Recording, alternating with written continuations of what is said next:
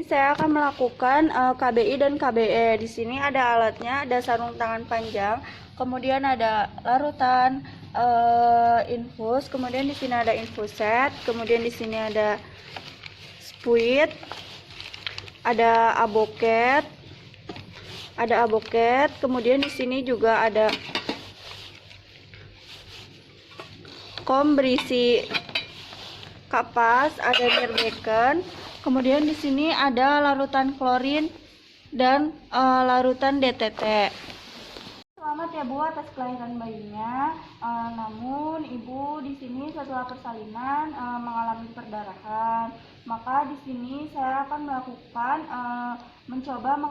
melakukan tindakan pemberhentian perdarahan. Mungkin agak sedikit tidak nyaman.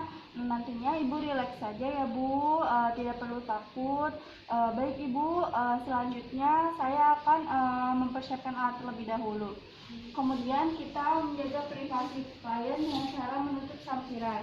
Selanjutnya kita akan mempersiapkan alat. Kita buka spuit, kemudian buang dalam tempat sampah, kemudian kita buka infuset,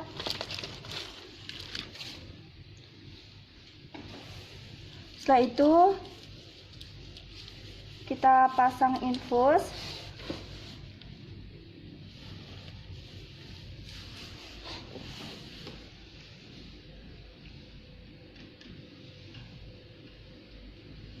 kemudian selanjutnya kita alirkan cairan infus agar tidak ada udara di dalamnya. Setelah dicairkan, kemudian kita simpan. Setelah itu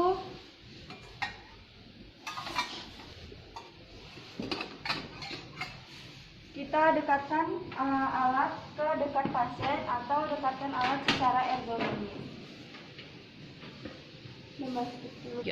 Selanjutnya yaitu kita melakukan posisi kepada ibu dengan posisi litotomi. Ibu boleh ya Bu, kita angkat dulu kakinya, kemudian setelah kita cek posisi, kita memposisikan ibu, kemudian kita mengecek kandung kemih. Kita cek kandung kemih, apakah kandung kemihnya kosong atau tidak. Ternyata kandung kemihnya kosong karena ibu sudah BAK dengan menggunakan P-spot. Selanjutnya yaitu kita akan membantu mengeluarkan bekuan darah atau sisa plasenta. Di sini kita dekatkan alat terlebih dahulu.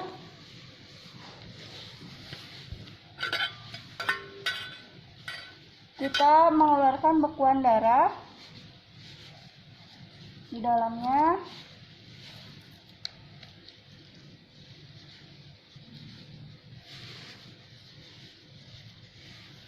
Kemudian setelah itu kita akan melakukan kompresi bimanual selama 5 menit. Setelah mengeluarkan bekuan darah, kemudian kita akan melakukan cuci tangan di dalam larutan klorin. Setelah kita mencuci tangan, kemudian kita menggunakan sarung tangan panjang untuk melakukan KBI. Setelah kita memakai sarung tangan, kemudian kita lakukan KBI selama 5 menit.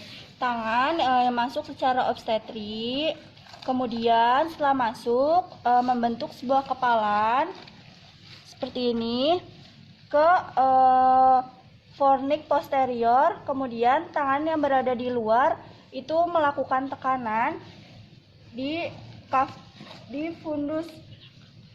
belakang fundus uteri. Seperti ini. Setelah itu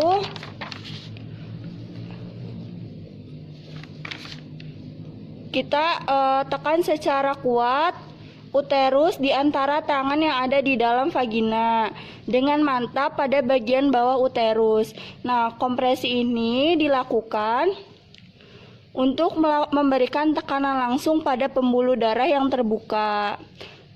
Kemudian selanjutnya yaitu kita evaluasi keberhasilan. Jika uterus berkontraksi dan perdarahan berkurang, teruskan KBI selama 2 menit. Kemudian keluarkan tangan secara perlahan-lahan. Jika uterus berkontraksi tetapi perdarahan masih berlangsung, periksa ulang perineum, vagina, dan serviks. Apakah terjadi laserasi atau tidak? Kemudian, jika uterus tidak berkontraksi dalam 5 menit, ajarkan keluarga untuk KBR. Pak, tangannya boleh menggantikan saya di sini. Kemudian yang satunya di sebelah sini, Pak. Kemudian keluarkan tangan secara perlahan-lahan. Pak, seperti itu saja ya sebelum saya memerintahkan untuk Pak, tangannya seperti itu saja ya sebelum saya perintahkan untuk melepas.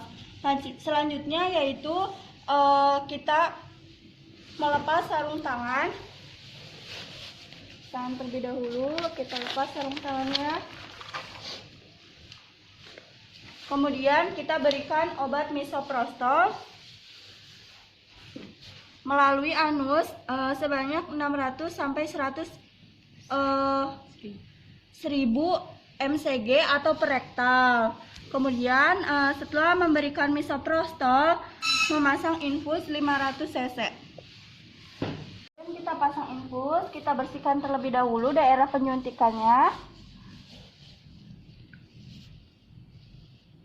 Lubang jarum berada di atas. Ibu, maaf ya, saya suntikan terlebih dahulu.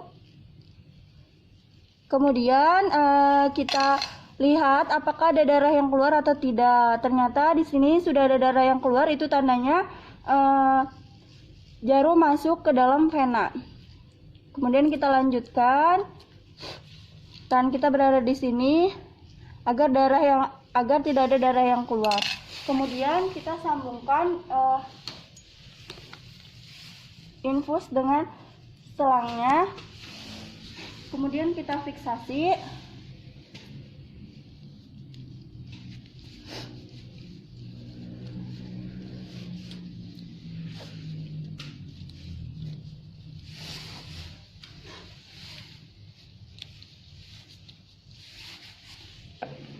Kemudian kita evaluasi. Di sini ternyata tidak ada kontraksi. Kemudian kita lanjutkan KBI pagi. Kemudian kita pasang sarung tangan.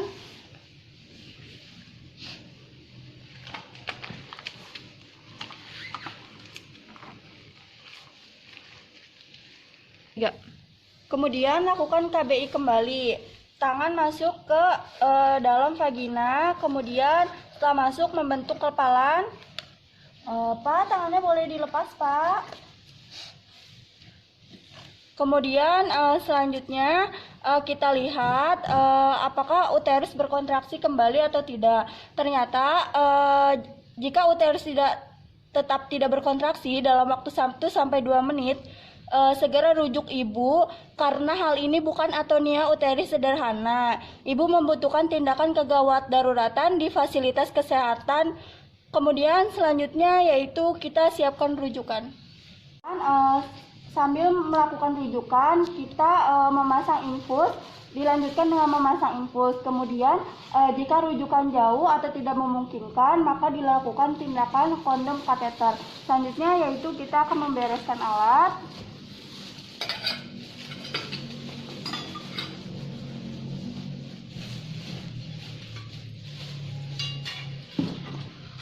Kemudian rendam dengan larutan klorin.